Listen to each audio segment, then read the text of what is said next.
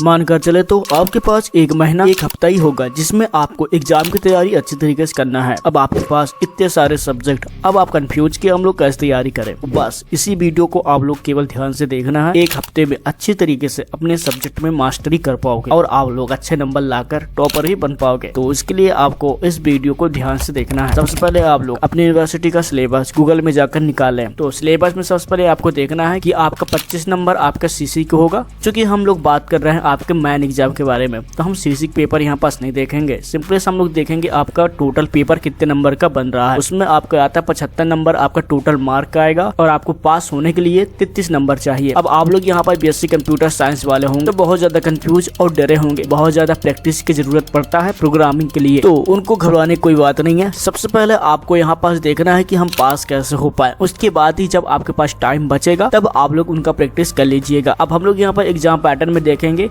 कि आपको जो पहला सेक्शन है कि आपकी यूनिवर्सिटी या तो शॉर्ट आंसर टाइप क्वेश्चन पूछ सकते हैं आपके सेक्शन ए में। दूसरा हो सकेगा कि आपसे यहाँ पर एमसीक्यू टाइप क्वेश्चन पूछ ले, वो आपकी यूनिवर्सिटी के ऊपर डिपेंड करेगा। लेकिन वो आपका जो पहला सेक्शन है वो आपका 9 नंबर का रहने वाला है। तो देखेंगे सेकंड सेक्शन, इसमें आपको क्वेश्चन आंसर अच्छी तरीके से लिखना है, जो कि 4 क्वेश्चन आपको करना पड़ेगा। डिपेंड करता है आपकी यूनिवर्सिटी के ऊपर कि कितने नंबर का यहाँ पर बन सकता है। ज्यादातर यूनिवर्सिटी में केवल यही एग्जाम पैटर्न फॉलो होता है। हाँ, थोड़ा बहुत यहाँ पास फर्क आ जाता है कौन से सेक्शन में कितना नंबर यहाँ पास बनने वाला है, कितने क्वेश्चन यहाँ पर पूछ ले। तो आप लोग अपने इस कॉलेज में जाकर जुगाड़ कर सकते हैं। पता लग जाएगा कि आपका जो सेकंड सेक्शन है उसमें आपका 36 नंबर का पूछा जाएगा। बाद फिर जो आपका लॉन्ग टाइप क्वेश्चन है उसमें आपके 2 क्वेश्चन ही आपको करना पड़ेगा, 15 नंबर के होंगे, जिसमें अगर आप लोग कर लेते हैं तो आपको 30 नंबर इजिली यहाँ पास मिल जाएगा। अब यहाँ पास आपको समझ में आ गया होगा कि पास होने के लिए यहाँ पास हमें क्या स्ट्रेटेजी बनाना होगा। पास होने के लिए सबसे पहले हम लोग फॉलो करेंगे आपका लॉन्ग टाइम क्वेश्चन। अब यहाँ पास हम लोग अच्छी तरीके से पैटर्न को देख लिए हैं कि हम यहाँ पास अगर लॉन्ग टाइप क्वेश्चन अच्छी तरीके से रेडी कर लें तो इजिली हम लोग 30 नंबर तक पहुंच सकते हैं। कि आपके एग्जाम की तैयारी के लिए आपके सबसे ज्यादा इंपॉर्टेंट पड़ता है वो आपका सिलेबस, दूसरा आपका प्रीवियस क्वेश्चन पेपर। कि आपका जो पहला सेक्शन है या तो आपका शॉर्ट टाइप क्वेश्चन का होगा या फिर आपका प्रीवियस क्वेश्चन टाइप का होगा। अब यहाँ पर हम लोग क्वेश्चन को मिला कि क्या सिलेबस से क्वेश्चन यहाँ पर आता है फिर नहीं आता। पहला आपका यहाँ पर क्वेश्चन नैंड गेट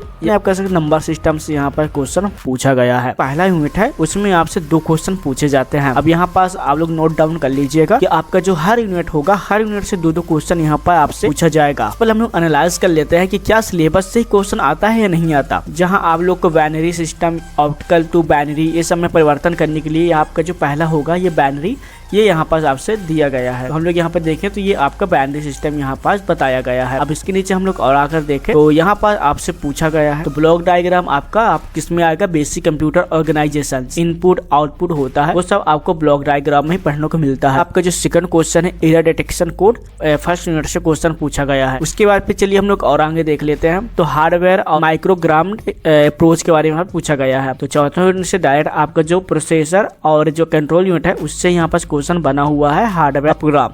यानी कहने का मतलब यह है कि पूरे क्वेश्चन आपके डायरेक्ट सिलेबस से, जैसे अब हम यहाँ पर अच्छी तरीके से समझ लिए हैं आपके पूरे क्वेश्चन आपके सिलेबस से ही आ रहा है। अब हमें एक स्ट्रेटजी बनाना है कि हर यूनिट से यहाँ पर क्वेश्चन पूछा जाता है, हमें ओनली यहाँ पर सिलेबस पर फोकस करना है क्योंकि आपके पास बहुत कम टाइम है। इसलिए हमें सिलेबस को अब देखना है तो ऐसा कौन सा यूनिट है जिसके अंदर हमें कम से कम यहाँ पर क्वेश्चन पूछा जाएगा। देखने को मिल रहा है कि आपकी जो दूसरा यूनिट है उसके अंदर बहुत कम चैप्टर यहाँ पर दिया गया है। आप लोग सिंपली से दूसरा यूनिट अच्छी तरीके से यहाँ पर करके जा सकते हैं, यानी रेडी कर सकते हैं। उसके बाद फिर आपका जो तीसरा यूनिट है उसमें भी बहुत कम ही टॉपिक यहाँ पर देखने को मिलेगा, यानी पढ़ने को मिल रहा है। तो आप लोग इसको भी अच्छी तरीके से आप लोग रेडी कर लीजिएगा। जो आपका लास्ट चैप्टर होता है इजिली आप लोग कोई भी साइंटिस्ट हैं, जैसे कि कंप्यूटर में बहुत सारे ऐसे साइंटिस्ट हैं जिन्होंने अपना योगदान दिया है, उनके बारे में जो भी बायोग्राफी है आप लोग इजिली इनको अच्छी तरीके से पढ़ लीजिएगा क्योंकि ऐसे क्वेश्चन होते हैं जो कि आपको इजिली याद भी हो जाते हैं। आपका यहाँ पर जो लॉन्ग टाइम क्वेश्चन है वो भी इजिली आप लोग कर पाओगे। 15 नंबर इजिली आपका कंफर्म हो जाएगा। पास 1